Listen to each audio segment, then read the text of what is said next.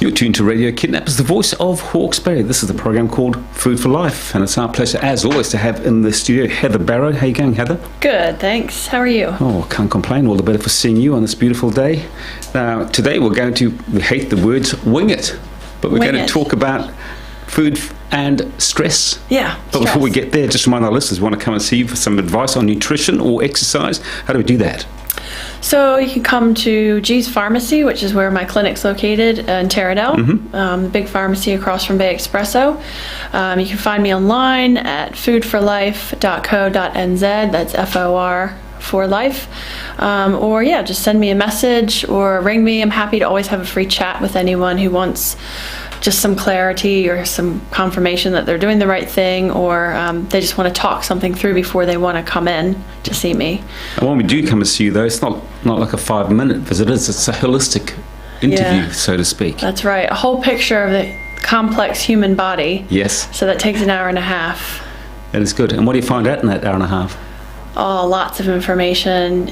I think people really enjoy it because they get to talk about themselves. Yeah. You know, people like to talk about themselves. So that's right, it's all about you.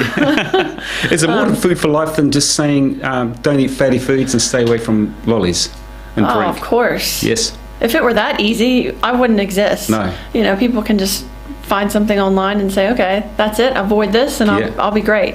I'll be laughing. But no, there's a heck of a lot more to it. Okay, let's talk about a subject which I guess everyone, particularly adults, know all about, and that is stress. What is stress? Yes, so stress is how the body physically, mentally, chemically reacts to the environment, really. So when I ask people early on in a consultation, how are your stress levels? 1 to 10, 1 low, 10 high, where do you think you'd fall? They usually sit there and they think about it for a long time, and I tell them, don't worry, this doesn't have to be like completely accurate. And they give me a number, and I say, well, stress isn't just emotional. So people think immediately, are you stressed? Well, you think emotions. Yes, indeed. But there's physical stressors too. So, what are you eating? What kind of foods and drinks are you putting in your body? Do you have a job where you're doing a lot of labor? Do you do like boot camp classes, so many times a week, and CrossFit and that sort of thing? All those can be physical stressors and can add up. Are they good stressors, those ones? Yes and no. Obviously not the physical food. Like if you're eating the wrong foods, that can physically stress the body. So no, that's not good. If you're doing some CrossFit, and that can be a good thing as long as you're not overdoing it to the point where it becomes detrimental to the body. Do we need stress in our lives in a small way? I think, some stress is it's natural. And I think we're programmed to be stressed. I mean, think about cavemen, and they always came across stressors, wild animals and weather and that sort of thing.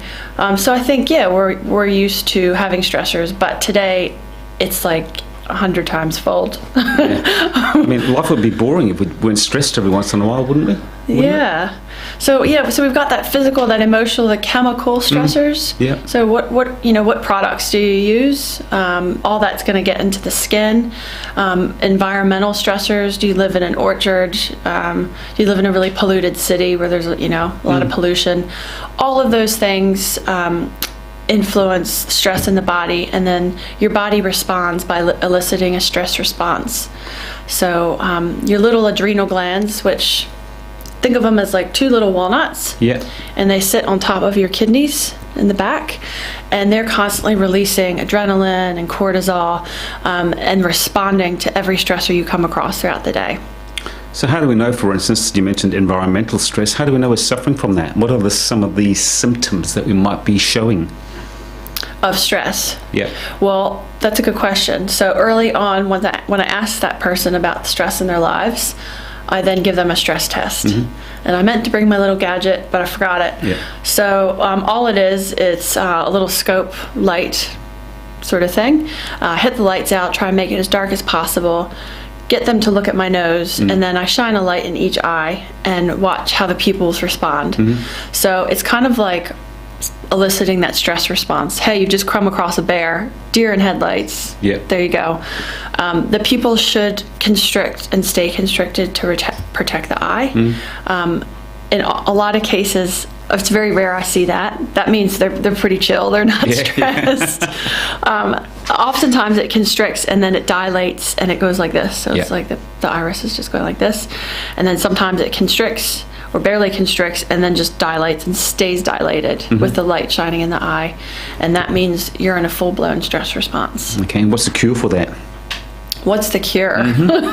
Well, there's no stress pill you can take. So if I find out that your body's really stressed for some reason, I will want to figure out what are the triggers. Yeah. So of course we'll be going over, your current diet. Yeah. And, see, are you having too many sugars, alcohol, wine content, are you taking any medications? Because sometimes medications can be stressors as well and impact that reaction. So you need to find out the triggers before I can help you treat that. And oftentimes if it's emotional stressors, like I just moved here from across the world, can't find a job, can't find a house, what I can do as a nutritionist is help you best support the body through food, through supplements, through supporting your adrenal glands. But ultimately, there's some stressors that I just can't control. It's up to you. I wonder though, you mentioned there was no silver bullet. And if I went to a traditional medical practitioner, might they say, wow, you are stressed, Ken? I only know one antidepressant, that's Valium. Might they say, you need some Valium, buddy? Is that what traditional medicine might suggest for me? Whereas I come to see you, you're going to be much more holistic about it and take me down a diet, exercise regime. Perhaps is that generally what happens? Yeah, I mean, I often find people, really burn out, really stressed for a long period, and they've gone to their doctor, and their doctor just gives them medication or just says, sorry, I can't help. I'm not saying doctors don't help at all, but I do often find that there's medications that are prescribed when absolutely it can be addressed through diet and lifestyle changes. So do those traditional medicines, do they address the issue or do they just mask the issue? I think sometimes they might address it, but then it can create other issues and it does mask it a little bit. I often find, oh, you're stressed, you're down, oh, antidepressant. Yeah. And then that, depending on which one, that can totally change the person's personality, and how they come across and their energy and their vitality. And it's like, there's a zombie. Yeah, are you in there? Shake you awake. So I'm not a huge fan, although I know that for some people, it's their saving grace. They absolutely need that medication. Yeah. So I'm not totally against that. Of course. And what you do can be complementary to traditional medicine, can't it? Can work alongside it, 100%. Oh yeah, no, I totally. I always ask people, what medications are you taking? What supplements? I have resources and medical journals, so I always look up the supplement or medication if it's something I've never heard of. I want to make sure there's no contraindications to something I might suggest in the treatment plan. So what are some of those wonder foods that might act as a replacement for medication? Are they wonder foods? Well, first of all, I think maybe we should just discuss the side effects of stress. Yes, let's do that. Because what stress does to the body helps me support your body, so it affects the treatment. So first off, stress depletes calcium and magnesium from the body. You need calcium and magnesium to keep your blood vessel walls relaxed. So high blood pressure with stress. You need calcium and magnesium for your sleep cycles, for hormonal balance, for weight loss, for anxiety. Magnesium plays a huge role. So the first thing I'll do if I find out that someone's really stressed is I'll definitely make sure they're getting enough calcium and magnesium rich foods. So like almonds, leafy greens, eggs, figs, avocados, glass of milk. I don't always go towards dairy because I know you can get sufficient calcium from non-dairy sources. Not everyone is good on dairy. Sure. So I'll make sure they're supporting their body through food, also maybe through supplements, so calcium, magnesium supplement as well. So that's one thing, nutrient deficiencies. Stress also makes the body acidic, so there's that acid-alkaline balance. You want to be alkaline, but we're acidic by function. So we're alkaline by nature, but everything we do every day, those stressors make us acidic. So too much stress and pressure, acidity. So I'll put towards them more alkalizing foods to try and balance that. What would they be? Greens, lots of greens, avocado, lemon, lime, lots of water. You never say donuts or pies. Well, they're all acidic. All the satisfying, I guess, when you're stressed foods. Yes. I wonder, do you find that the people that are coming to see you for stress, is it more men or women, or is it age specific? Or are you finding it's right across the board, a mix of genders? People don't come and see me just for stress. No. But I would say most of my clientele is women. I say that, and I had a man today in my office, but I'd say 80% is women. Yeah, I think stress affects everyone. Yeah. Does it affect everyone? I think to some degree, sure. I mean, most people have a computer, most people have access to the internet. Most people have emails. Yeah. So if you're working and you get emails throughout the day, I don't know about you, but I always feel a bit of pressure to make sure I'm responding to them in an appropriate amount of time. And if I'm busy, it's always in the back of my head, got to reply to emails. Yeah. So for me, there's a little bit of anxiety, which I think is stress. Do you prioritize your emails? I mean, when I get to work, for instance, on a Monday, there's probably 60 emails that I haven't seen on the weekend, and I scan through them. I say, okay, well, of all those 60 emails that I got sitting there, I'm going to reply to those 5, and when I come back to the others, if I do get time, I'll get onto them. So I don't necessarily stress out about, gee, I must see what they're writing to me. Who are they? So do you think we put a lot of pressure on ourselves that we don't need to? Yeah, I think we do, but maybe I'm talking from just myself because I know I do that. Yeah. But I also will prioritize, like if it's something that I know needs an urgent reply. So how do we minimize stress on a daily basis? I think what you just said, like make a list and what's most important. Does anything have a deadline? Get it done. Emotional stressors depends, like I've had people come through my door and they talk, I'll give them time and they might go on and on about their stressful job and how long they've been in it, and I just let them talk it out because sometimes they just need to get it out, and I'm not going to tell them to leave their job, but I'm going to relay back to them what they've just told me, so they have a mirror, they can see themselves, how I'm seeing them from what they've said, and I will say I have had some people that have chosen to resign and leave their job. Yeah. That's an extreme case. That is an extreme instance, isn't it? Yeah. And what happens then if they don't get another job? Then you become stressed because you advise them. Gee. Yeah, I don't put that on myself. But again, that is, I think also as you get a bit older, now that I'm sort of almost see my superannuation card glinting in the distance there, you become less stressed because you think, oh, well, too bad. It can wait till tomorrow. Or, sort of I don't really worry too much about it anymore. Whereas if I wind the clock back 20 years, you think, oh my God, I've got to do this, got to do that, got to please them. I think it's maybe just wisdom and maturity and being more comfortable in yourself and not caring so much. That's right. Who cares what people think? Yeah, exactly. Yeah. And again, that is part of the problems, that we put stress on ourselves because we do worry about what Joe Blow thinks about us or what we have or haven't done. That's exactly right. We worry about how we're coming across, and everyone wants to be liked and loved. I think that's an internal need, and when we're not, or when we get someone, with negative feedback or a negative comment, it affects us. I wonder though what you're saying to me now, or to everyone listening as well, it does sound so easy. Just chill out. Who cares what they think? That's much easier said than done, isn't it? Yeah, definitely. So how do we get that balance of we don't really care too much, but we care a little bit? I don't know about that one. Yeah. I think, maybe seeing someone about self-love. I think a lot of us don't appreciate who we are and loving ourselves. I think when you love yourselves, you can be content in yourself and love others. And, those things just bounce off of you. Yeah. So someone listening to us now, and they're thinking, I might be a bit stressed. What are some of the things that we can look in the mirror at ourselves and say, hey, I am stressed, I need to go see someone like Heather? How would we know?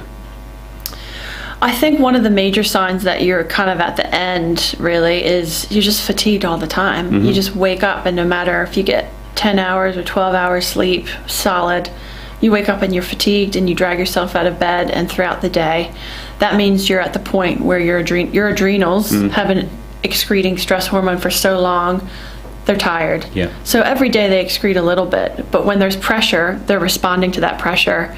They can only do that for so long. So why doesn't sleep cure that or help that? I think it does to some extent, but you have to deal with all of the side effects of stress that have built up to that point of exhaustion. So, you're low in certain nutrients. Your gut bacteria has literally changed from the stress. A major cause of yeast overgrowth and bacterial overgrowth in the gut is stress. So when I treat people for that, and at the end when they follow up and I say, okay, we don't want this to reoccur. I believe the main cause of this was stress. What are we going to put in place to ensure that it's not going to come back? What changes have we made? What perspective do we need? Your gut bacteria is going to change. Your digestive health is going to change because stress depletes your production of stomach acid. So you're actually not able to break your food down as well as you once could. I know that you're big on exercise, and you run Zumba classes and help people get fit that way. Exercise is a good stress reliever, isn't it? My number one. Yeah. Absolutely. If you're overweight and you can't exercise, just start with something little. I had a client today who's quite overweight and he's had a back injury. And I say, well, what can you do? Let's not look at what you can't. Let's look at what you can. 10 minutes on the bike, going to a swim class. Every small thing that you do leads up to big change. So, absolutely. Exercise and, getting things moving and circulating. And that helps improve gut function as well. Yeah. That's a great philosophy. Not what you can do, but not what you can't do, what you can do. Yeah. Glass half full. Yeah. Although I did read an article a couple of weeks back, it's good that you brought it up, that you can lose just as much weight by cutting down on your diet than you can by exercising. Is that true? I think for some people it might be restricting calories. Is that what you're talking about? Right. Yeah, I think it can. But for some people, there's a lot of other issues going on. There's thyroid issues, there's gut issues like candida and bacterial overgrowth, really common in the gut. So if you're listening and you're exhausted all day long and you're having bloated stomach and gas and your bowels aren't regular and maybe you have bowel urgency, there's something going on, and stress could be a factor in that. So get out and about, get walking. Walking's a great exercise, isn't it? Yeah. Or swimming if you're very overweight. Yeah, exactly. Take all the pressure off the joints. Yeah. How much exercise should we do a day? They say half an hour every day. Is that enough, or is that too much, or 3 times a week, or what? I don't really know if there's a set amount of time, but I usually tell my clients, 30 minutes 3 to 4 times a week if you can, and get your heart rate up to the zone for your age. So it's usually 180 minus your age. So if you're 40 years old, you want to get your heart rate up to 140 during that time. Doing something is better than doing nothing, but that's a good point that you raised there, that get your heart pumping, because if you're walking around the block and you're not feeling anything when you get home, you haven't really done much, have you? Yeah, you need to challenge yourself a little bit. Even if it's, for 30 seconds, I'm going to go a bit faster, and then I'm going to slow down. A little bit of intervals. Okay, well, now what about, and you mentioned it, that when we are stressed, we'll reach for a pie or a donut or a bag of chippies or a bag of salted peanuts. What are some of those snacks which are going to be fulfilling, but we really feel like we had a really yummy snack? Don't say carrots, because no one's going to eat carrots as all of you, are they? But what are some of those yummy snacks that we can eat instead of junk food? Yeah, that's a hard one, because when you're stressed, your gut's probably not in the best place, and therefore your gut's telling your brain, I want these junk foods, I want the donuts, I want that bag of chips. Chips is a huge one because of the salt. Because when you're stressed, aldosterone, which controls the sodium levels in the body, gets depleted, and therefore you actually want salt. So yeah, that's a hard one. But you do need salt. Don't you? You need to have some salt, so why not have salt on a chippy? Yeah, I mean, there's healthier chips. Yeah. If you want chips. The proper crisps, so they use the high oleic sunflower oil, which is a better option. What about, I don't know, rice crackers and pesto? That's yummy. Yum. I can't right? wait to try You're that. so excited. Hummus? Is that what you, well, really? Corn chips? Is that what you would reach for? So if you're feeling a bit low and you want a little snack just to lift you up with your glass of orange juice when you get home tonight? Well, I don't drink orange juice, but I would probably go for some salted Kalamata olives, because I love olives. Yeah. Or maybe some pickles, which are both salty. Yeah. Bliss balls. So they make awesome flavored Bliss balls now. Fudge-tastic, peanut butter. Yeah, I love peanut butter. Delicious. Yeah. And they're made with figs and almonds and nutrients, yeah. And there's peanut butter and peanut butter though, isn't there? Yeah. Yeah, it's like peanut butter which has got lots of salt and sugar in it. Well, hopefully not sugar, but salt. Yeah. There's some salt in there. But what about natural peanut butter that you make? Can you make your own? Is that good for you when you make your own? Make your own. Yeah. Yeah, why not? But people say peanut butter's fatty, makes you fat. Well, we know that's a myth. Fat does not make you fat. Just gallons of it. Yeah, unless you're eating a gallon of peanut butter, then you've got a problem. Okay, look, we're just about out of time. Can you believe it? So just to remind our listeners, we want to come and see you because we're stressed out or we just want to get healthier. How do we do that? Come see you. Where are you? Yep, so come see me, G's Pharmacy in Taradell, big pharmacy, right across from Bay Espresso. I'm happy to have a chat with you as well. So Heather at food4life.co.nz, or give me a ring, 027-812-5071. And if you want to listen to some of Heather's previous programs on Radio Kidnappers, you can visit our website, www.radiokidnappers.org.nz, or go to iTunes. You're on iTunes as well? Yeah. So and you're on YouTube. Yeah, Heather Barrow. Food for Life. Food for Life. Yeah. Oh, that's on the Apple Podcasts. That's right. Yeah. You're everywhere.